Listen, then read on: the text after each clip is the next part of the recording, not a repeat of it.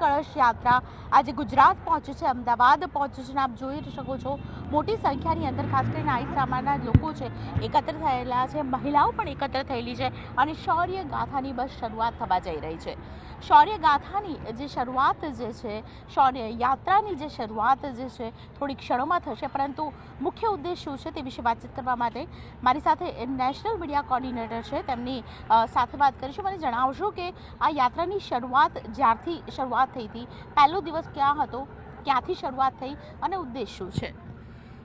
અખિલ ભારત વર્ષીય યાદવ મહાસભા દ્વારા રેઝાંગલા રજકળશ યાત્રાની શરૂઆત 12 એપ્રિલ ના દિવસે છાપરા વિહાર યુપીથી થયેલી છે. અલગ અલગ 12 રાજ્યોમાંથી ફરી અને 13મું રાજ્ય ગુજરાત છે. એમાંય તે ગુજરાતમાં બી હવે પૂર્ણતાના આરે છે. આજે અમદાવાદની અંદર છે અને કાલે કચ્છથી પછી રાજસ્થાન, મધ્યપ્રદેશ કન્ટિન્યુ કરવાની છે અને આની પૂર્ણાહુતિ 18 નવેમ્બર ના દિવસે દિલ્હી જંતર મંતરે થવાની છે. હવે મેઇન ઉદ્દેશ્યની આપણે વાત કરીએ તો એમાં મેઇન ઉદ્દેશ્ય એ છે કે ભાઈ જે રેઝાંગલાનું જે યુદ્ધ છે એની અંદર જે 114 આહિર વીરોનું જે બલિદાન જે આપેલું છે, જે અમર થયેલા છે, તો એનો જે ઇતિહાસ છે એ ભારતભરના હરેક જિલ્લાઓમાં, હરેક ગામડાઓમાં પહોંચે અને સાથે આહિર સમાજનો જે વર્ષો જૂનો મુદ્દો છે આહિર રેજિમેન્ટનો, એને પણ વેગ મળે. અને સરકારશ્રીને અમે શાંતિપ્રિય રીતે નિવેદન આપી રહ્યા છીએ, વિનંતી કરી રહ્યા છીએ કે જે આર્મીની અંદર જે આહિર રેજિમેન્ટની માંગ વર્ષો જૂની છે એ આહિર રેજિમેન્ટનું પણ આર્મીની અંદર ગઠબંધન કરવામાં આવે. અચ્છા, કેટલા જિલ્લાઓમાં ફરી છે? યુપીથી શરૂઆત કરી, આજે ગુજરાત પહોંચ્યા છો, કેટલા જિલ્લાઓમાં ફરી અને ખાસ કરીને લોકોનો પ્રતિભાવ પણ કેવો હતો?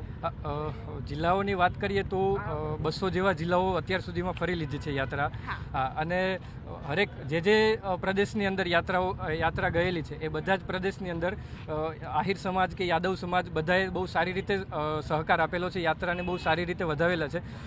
હમણાં તો તમે જોઈએ છે ઘણી બધી રીલ્સો ગુજરાતની વાયરલ થઈ રહી છે, તો એની અંદર બી તમે જોઈ શકો છો કે ભાઈ આહિર સમાજ, યાદવ સમાજ સારી રીતે આમાં જોડાઈ રહ્યો છે, સપોર્ટ બી કરી રહ્યો છે. કારણ કે જે બધાનો એવો ભાવ છે કે આર્મીની અંદર આહિર રેજિમેન્ટ બને, એટલે એની માટે આહિર સમાજ, યાદવ સમાજ સારી રીતે ફૂલ સપોર્ટ કરી રહ્યો છે. ખાસ કરીને જે વીર સપૂતો છે, ભારત અને ચીન વચ્ચે જે યુદ્ધ થયું ને ત્યારબાદ તેઓ વીરાંજલિ પામ્યા, તો મહત્વની વાત એ છે કે જે રેજિમેન્ટ છે તેનાથી ફાયદો શું થશે, આપ જે માંગ કરી રહ્યા છો તેનાથી? હવે રેજિમેન્ટથી ફાયદો, હવે ત્યારે 13મી કુમાઉ રેજિમેન્ટની અંડરમાં 120 આહિર જવાનો યુદ્ધ લડ્યા, એટલે એકેયના ખંભે આહિર રેજિમેન્ટ નહોતું.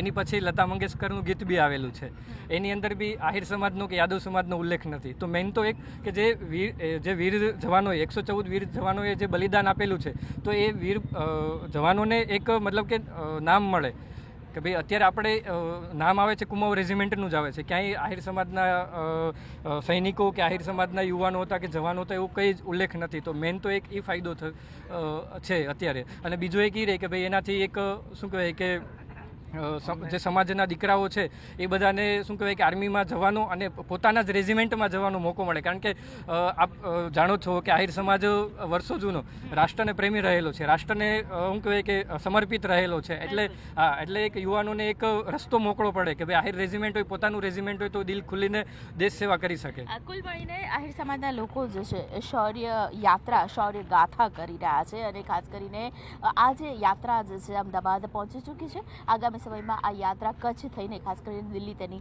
પૂર્ણાહુતિ થશે. કેમેરા પર્સન ખેંગા રાઠોડ સાથે દીપિકા કુમાર, ન્યૂઝ 18 ગુજરાતી, અમદાવાદ.